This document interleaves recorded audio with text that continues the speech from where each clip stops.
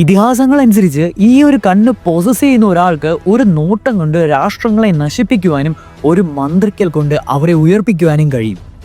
ലോകം സൃഷ്ടിക്കും നാശത്തിനുമിടയിൽ ആടി ഉലയുമ്പോൾ ഈ ഒരു കണ്ണ് ഉയർന്നു വന്നു. അത് വെറും കാണുവാൻ മാത്രമല്ല, ഭരിക്കുവാൻ വേണ്ടി. അതെ, ദൈവങ്ങളുടെ ഏറ്റുമുട്ടലിൽ നിന്ന് ജനിച്ചവനും സൃഷ്ടിയുടെ ശക്തിയാൽ ശപിക്കപ്പെട്ടവനും ഇത് വെറും കണ്ണല്ല, ഇത് സ്വർഗത്തിന്റെ തന്നെ വജ്രമുദ്രയായ ഒരു കണ്ണാണ്. 3 ഗ്രേറ്റ് ഡൊജിറ്റ്സുകളിൽ ബ്യാക്കുഗാനും ഷെരിയുഗാനും മുന്നിൽ നിൽക്കുന്ന ആ ഒരു ദൈവത്തിന്റെ കണ്ണ്.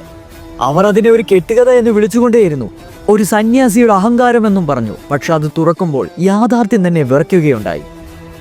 അതെ, ഇത് അനുവദിച്ചിട്ടുമില്ല, പാരമ്പര്യമായി ലഭിച്ചിട്ടുമില്ല. വിധിയെ തന്നെ ജയിക്കുന്നവർക്ക് മാത്രമേ ഇത് ഉണർത്തുവാനാവുകയുള്ളൂ. ഇതാണ് റിനഗൻ.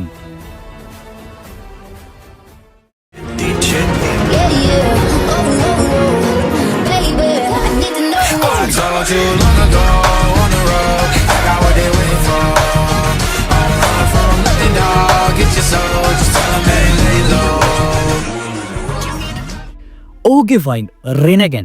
നാറൂട്ടോ യൂണിവേഴ്സില് 3 ഗ്രേറ്റ് ഡൊജിറ്റ്സുകളിലെ ഏറ്റവും ഓവർ പവേർഡ് അല്ലെങ്കിൽ OP ആയിട്ടുള്ള ഒരു കണ്ണാണ് റിനഗൻ. ഷെരിംഗനും നമ്മുടെ സ്വന്തം ബ്യാക്കുഗാനും മുന്നിൽ നിൽക്കുന്ന, എല്ലാ രീതിയിലും മുന്നിൽ നിൽക്കുന്ന ഒരു ഗോഡ് ലൈക്ക് പവർ ഉള്ള ഒരു ഡൊജിറ്റ്സു ആണ് റിനഗൻ.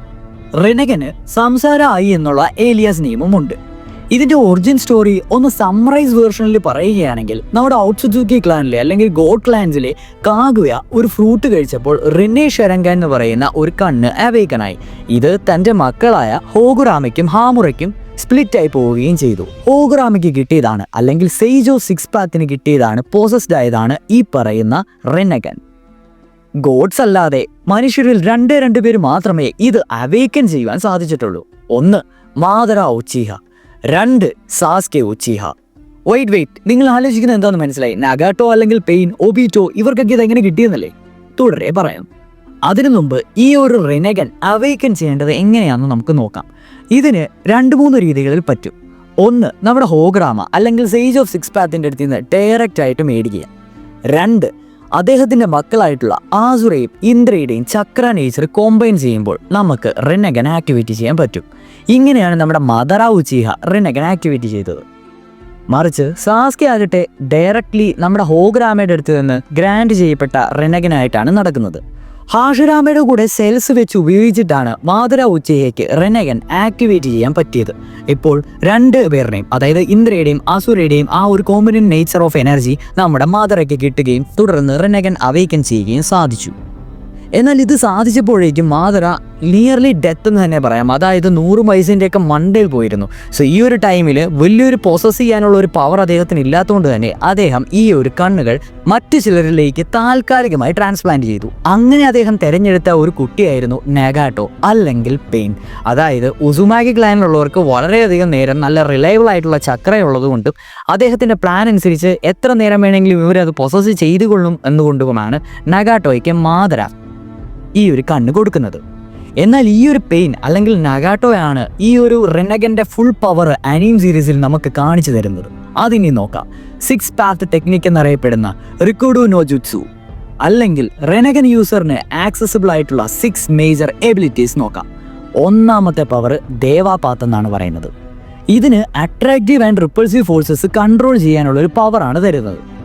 ഇത് ഭയങ്കര ഓവർ പവേർഡ് ആയിട്ടുള്ള ഒരു പവർ തന്നെയാണെന്ന് വേണമെങ്കിൽ പറയാം. എന്തിനേയും എപ്പോഴും കൺട്രോൾ ചെയ്യാൻ പറ്റും. ഇതിൻ്റെ അകത്ത് തന്നെ 3-4 ടെക്നിക്സിലൊരു ടെക്നിക്ക് ഉപയോഗിച്ചിട്ടാണ് എൻറ്റയർ കൊണോഹ തന്നെ നമ്മുടെ പെയിൻ ഡിസ്ട്രോയ് ചെയ്യുന്നതും പിന്നെ മറ്റേ ബ്ലാക്ക് ഹോൾ ക്രിയേറ്റ് ചെയ്യുന്നതും കാര്യങ്ങളുമൊക്കെ. ഈ ഒരു വീഡിയോയിൽ റിനഗൻ മെയിൻ കോൺസെൻട്രേഷൻ ആയതുകൊണ്ട് തന്നെ 6 പാത്ത് ടെക്നിക്ക് ഡീറ്റെയിൽഡി എക്സ്പ്ലെയിൻ ചെയ്യുന്നില്ല. അത് വേറൊരു വീഡിയോയിലാകാം. ഇപ്പോൾ നമുക്ക് റിനഗന്റെ മേജർ ആയിട്ടുള്ള 6 പാത്ത് ടെക്നിക്സ് മാത്രം നോക്കാം. സോ ആദ്യം പറഞ്ഞതുപോലെ തന്നെ ദേവാപാത്ത്, ഞാൻ പറഞ്ഞല്ലോ മെയിൻ പവർ എന്ന് പറഞ്ഞാൽ അട്രാക്റ്റീവ് ആൻഡ് റിപ്പൾസീവ് ഫോഴ്സസ്. 2ാമത്തെ പവർ അസുരാപാത്താണ്. അസുരാപാത്ത് എന്ന് പറഞ്ഞു കഴിഞ്ഞാൽ ആൾട്ടർനേഷൻ ആയിട്ടുള്ള വെപ്പൺസ് നമുക്ക് ക്രിയേറ്റ് ചെയ്യാൻ പറ്റും. അതായത് പെട്ടെന്ന് പറയുകയാണെങ്കിൽ നമ്മൾ ആ സീരീസിൽ കണ്ടതുപോലെ തന്നെ നമ്മുടെ ബോഡി തന്നെ ഒരു മെക്കനൈസ്ഡ് ആയിട്ട് ഒരു വലിയൊരു ഹ്യൂമൻ ടാങ്ക് പോലെ നിന്ന് കുറേ വെപ്പൺസും മിസൈൽസും ഒക്കെ ഇങ്ങനെ വിടുകയും ചെയ്യും. ഒരു ഡിഫെൻസീവ് അറ്റാക്കിംഗ് മിസൈൽ മാൻ എന്നൊക്കെ വേണമെങ്കിൽ പറയാം. 3ാമത്തെ പവർ എന്ന് പറയുന്നത് ഹ്യൂമൻ പാത്താണ്. ഹ്യൂമൻ പാത്ത് എന്ന് പറഞ്ഞു കഴിഞ്ഞാൽ നമ്മുടെ ഓരോ ഹ്യൂമൻസിൻ്റെയും സോള് എക്സ്ട്രാക്ട് ചെയ്യുവാനും മൈൻഡ് റീഡ് ചെയ്യാനും ഉപയോഗിക്കുന്ന ഒരു പാത്ത് പവറാണ് ഹ്യൂമൻ പാത്ത്. 4ാമത്തെ പവർ എന്ന് പറഞ്ഞാൽ ആനിമൽ പാത്താണ്. ഇവിടെ നമുക്ക് വലിയ വലിയ സമ്മൺ ചെയ്യാൻ പറ്റും വലിയ വലിയ ആനിമൽസിനെ, ഡീമൺസിനെ തന്നെ എന്ന് പറയാം. കാരണം നറൂട്ടോ സീരീസിൽ തന്നെ ജിറായ ആയിട്ടുള്ള പെയിൻ്റെ ഫൈറ്റിൽ കുറേ ഡീമൺസിനെ നമ്മുടെ പെയിൻ വിടുന്നുണ്ട്. സോ ഈ ഒരു ടൈമിൽ നമുക്ക് കുറേ ഡീമൺസിനെ കാണാം. അതുപോലെ തന്നെ ഈ ഒരു ആനിമൽസ് എല്ലാം ഭയങ്കരമായിട്ട് ഇമ്മോർട്ടൽ ആയിരിക്കും. ഒരു തവണ കൊന്നാലും വീണ്ടും വീണ്ടും റീഇൻകാർണേറ്റ് ചെയ്തു വരുന്നതായിട്ടും കാണാം. പിന്നെ 5ാമത്തെ പവർ എന്ന് പറയുന്നത് പ്രേതാപാത്താണ്. അതായത് അബ്സോർപ്ഷൻ ചക്രയാണ്. ഏതൊരു എനിമിയുടെ ചക്രയും അബ്സോർവ് ചെയ്യാനുള്ള ഒരു സ്പെഷ്യൽ പവറാണ് പ്രേതാപാത്തിന് കൊടുത്തിരിക്കുന്നത്. ലാസ്റ്റ് ആൻഡ് ഫൈനൽ പവർ എന്ന് പറയുന്നത് നരകാപാത്താണ്. ഈ ഒരു നരകാപാത്തിൽ നമ്മുടെ കിങ് ഓഫ് ഹെൽ അല്ലെങ്കിൽ യമദേവനെ ആവാഹിച്ചുകൊണ്ട് നിന്ന് എൻട്രോഗേറ്റ് ചെയ്യുകയാണ് എനിമിയുടെ മുമ്പിൽ. സോ ഇതിൽ നമ്മൾ കാണുന്നതനുസരിച്ച് നാവ് പിഴുതും, കള്ളമാണ് പറയുന്നെങ്കിൽ നാവ് പിഴുത് എറിയുവാനുള്ള ഒരു പവർ ഈ നരകാപാത്ത് സമ്മൺ ചെയ്യുന്ന ഹെൽ ഗോഡിന് ഉണ്ട്. ഇതാണ് ബേസിക് ആയിട്ടുള്ള 6 പാത്ത് ടെക്നിക്സ് റിനഗനിലൂടെ ലഭിക്കുന്നത്. അതുകൂടാതെ തന്നെ ഒരു പവർ പാത്ത് ടെക്നിക്കും കൂടി ഉണ്ട്. അത് ഔട്ടർ പാത്ത് എന്ന് പറയും.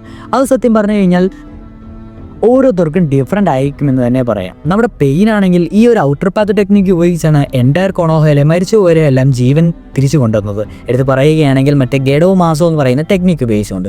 അതുപോലെ തന്നെ സാസ്കയ്ക്ക് ഔട്ടർ പാത്ത് ടെക്നിക്കായിട്ട് കിട്ടി കാണിക്കുന്നത് നമ്മുടെ ടെലിപ്പോർട്ടേഷനാണ്. എവിടേക്ക് വേണമെങ്കിലും പോകുമെന്ന ടെലിപ്പോർട്ടേഷൻ ടെക്നിക്ക്.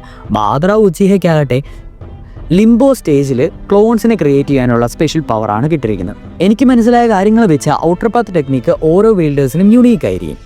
നമ്മുടെ ഷരിങ്കാനോ ബ്യാക്കുഗാനോ വെച്ച് റെനഗൻ കമ്പയർ പോലും ചെയ്യാൻ പറ്റില്ല. ഈ 3 ഡിജിറ്റ്സുകളിലെ ഏറ്റവും പവർ, ഗോഡ് ലൈക്ക് പവർ ഉള്ളത് റെനഗന് തന്നെയാണ്. ഇതിന് ഏറ്റവും വലിയ എക്സാമ്പിളാണ് റെനഗനെ പറ്റി അറിയുന്നവൻ തന്നെ ഇതൊരു കേട്ടുകേൾവി അല്ലെങ്കിൽ കെട്ടുകഥ എന്നാണ് വിചാരിച്ചിരിക്കുന്നത്. അൻടിൽ നഗാട്ടോനെ കാണുമ്പോഴാണ് ജിറായ സെൻസെ പോലും അന്താളിച്ച് നോക്കുന്നത് റെനഗൻ ഉണ്ടായിരുന്നു എന്ന് തന്നെ. സോ ഇതിനെപ്പറ്റി വളരെ ലിമിറ്റഡ് ആയിട്ടുള്ള നോളജും വളരെ ലിമിറ്റഡ് ആയിട്ടുള്ള ആൾക്കാർ മാത്രമേ അവേക്കൺ ചെയ്തെന്നുള്ള ഒരു കാര്യം തന്നെ ഓർത്താൽ മതി ഈ ഒരു ഡൊജിറ്റ്സു അല്ലെങ്കിൽ ഈ ഒരു ഐ ടെക്നിക്കിൻ്റെ മാഹാലിനെ മനസ്സിലാക്കുവാൻ. ഇത്തരം റിനഗൻ യൂസേഴ്സിനെ ആർക്കൊക്കെ പരാജയപ്പെടുത്താമെന്ന് ചോദിച്ചു കഴിഞ്ഞാൽ ഓഫ് കോഴ്സ് നമ്മുടെ നാറൂട്ടോ ഉസുമാക്കി 6 പാത്ത് മോഡിൽ നിന്നിരുന്ന നമ്മുടെ എലോങ് വിത്ത് സാസ്കെ എന്നും കൂടെ പറയണം, അങ്ങനെ നിൽക്കുന്ന മാദ്രേനെ നമ്മുടെ നാറൂട്ടോ ഡിഫീറ്റ് ചെയ്തിട്ടുണ്ട്. പിന്നെ പെയിൻ്റെ കാര്യം തന്നെ പറയണ്ടല്ലോ, ഏറ്റവും ഐക്കോണിക് മൊമെൻ്റ് ആയിരുന്നു പെയിനെ ഡിഫീറ്റ് ചെയ്യുന്ന നാറൂട്ടോ ഉസുമാക്കി. അത് പക്ഷേ ഇൻഡയറക്ട്ലി ആ ഒരു ടോക്ക് പ്ലസ് പവറിലൂടെ ആണെന്നും കൂടെ ഓർക്കണം. 6 പാത്ത് മോഡിൽ നിൽക്കുന്ന മാദ്രേനെ ഡിഫീറ്റ് ചെയ്ത അല്ലെങ്കിൽ നിയർലി ഡിഫീറ്റ് ആക്കിയ ഒരാളാണ് നമ്മുടെ മൈറ്റ് ഗൈ 8th ഗേറ്റ് വെച്ച്. അതൊന്നും നമുക്ക് മനസ്സിലാക്കാൻ പറ്റുന്ന ഒരു കാര്യം തന്നെയാണ്. സോ ഇതെല്ലാം കൂടി ഒന്ന് കൂട്ടി വായിക്കുമ്പോൾ ഹൗ ടു ഡിഫീറ്റ് റിനഗൻ യൂസർ എന്ന് പറയുന്ന ആ ഒരു കാര്യത്തിൽ ടാക്ടിക്കലി നമുക്ക് ഇങ്ങനെ വേണമെങ്കിൽ പറയാം. ഹൈ സ്പീഡ് ടൈജിറ്റ്സു നമ്മുടെ മൈറ്റ് ഗൈനൊക്കെ പോലെ, അല്ലെങ്കിൽ ഗെൻജുറ്റ്സു മാസ്റ്റേഴ്സിന് ഇറ്റാച്ചിക്ക് വേണമെങ്കിൽ ഒരു പരിധി വരെ നഗാട്ടോനെ ട്രാപ്പ് ചെയ്യാമായിരുന്നു. പിന്നെ ചക്ര ട്രെയിനിങ് പവേഴ്സ് അല്ലെങ്കിൽ സീലിംഗ് ജുറ്റ്സു ഉപയോഗിച്ച് നമുക്ക് ഇത് ചെയ്യാൻ പറ്റും.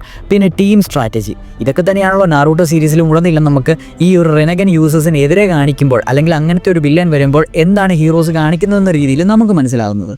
സോ ഇത്രയൊക്കെയാണ് റിനഗൻ്റെ ബേസിക് കാര്യങ്ങൾ. ഇനിയൊരു സമ്മറി രൂപേണ പറയുകയാണെങ്കിൽ ഇതിൻ്റെ ഒറിജിൻ സേജ് ഓഫ് 6 പാത്ത് അല്ലെങ്കിൽ ഹോഗ്രോമോ ഔട്സുസുക്കിയാണ്. ഇനി ഇതിനെ അവേക്കൻ ചെയ്യണമെങ്കിൽ ഇന്ദ്രയുടെയും ആസുരയുടെയും ചക്ര കോമ്പൈൻ ചെയ്യണം, അല്ലെങ്കിൽ ഹോഗ്രാമയുടെ അടുത്ത് നിന്ന് ഡയറക്റ്റ്ലി ഗ്രാൻഡഡ് ആവണം. പിന്നെ ഇതിൻ്റെ നോൺ യൂസേഴ്സ് ഹോഗ്രാമോ, മദാറ ഉച്ചിഹ, നഗാട്ടോ, സാസ്കെ, ഒബീറ്റോ, ഉരാഷിക്കി എന്നിവരാണ്. ഇതിൻ്റെ സ്പെഷ്യൽ എബിലിറ്റീസ് ഞാൻ പറഞ്ഞല്ലോ 6 പാത്ത് ടെക്നിക്സും ഔട്ടർ പാത്തൊക്കെയാണ്. പിന്നെ ഇതിൻ്റെ വീക്ക്നെസ് എന്ന് പറയുന്നത് ഓവർ കോൺഫിഡൻസ് എന്നൊക്കെ പറയാൻ പറ്റുള്ളൂ. പിന്നെ ഒരു പരിധി വരെ ഒരു ലിമിറ്റഡ് കൂൾ ഡൗൺസ് ആണ്. നമുക്കറിയാം 5 സെക്കൻഡ് എന്ന് പറയുന്ന ആ ഒരു ടൈം ഗ്യാപ്പിനിടയ്ക്കിൽ മാത്രമേ പെയിനെ നമുക്ക് പവേർഡായിട്ട് നിൽക്കുമ്പോൾ നാറൂട്ടോയ്ക്ക് ഡിഫീറ്റ് ചെയ്യാൻ പറ്റുമുള്ളെന്ന് എൽഡർ ടോഡ്സ് ഒക്കെ പറയുന്നുണ്ട്. സോ ഇത്രയുമൊക്കെയാണ് ബേസിക്കലി റിനഗനെ പറ്റി നമ്മൾ അറിയേണ്ട കാര്യങ്ങൾ. റിനഗൻ്റെ പവർ എബിലിറ്റി, അതായത് 6 പാത്ത് ടെക്നിക്ക് എന്ന് പറഞ്ഞ ഒരു എൻറ്റയർ വീഡിയോ തന്നെ നമ്മൾ വേറെ ചെയ്യുന്നതുകൊണ്ടാണ് ഇപ്പോൾ നമ്മൾ സമ്മറൈസ് ചെയ്ത് ചെറിയ രീതിയിൽ അല്ലെങ്കിൽ ചുരുക്കത്തിൽ പറഞ്ഞ് നിർത്തിയത്. സോ ഇനിയും നാറൂട്ടോ സീരീസിലെ ഡിഫറെൻറ്റ് ഡൊജിറ്റ്സുകളും ഡിഫറെൻറ്റ് ജുറ്റ്സുകളും ഡിഫറെൻറ്റ് ക്യാരക്ടേഴ്സും അനാലിസിസും വീഡിയോസും പോൾസും ഒക്കെ ആയിട്ട് നമ്മൾ വീണ്ടും വരുന്നതായിരിക്കും. അതുവരെ tata bye, see you on next video. Tata guys.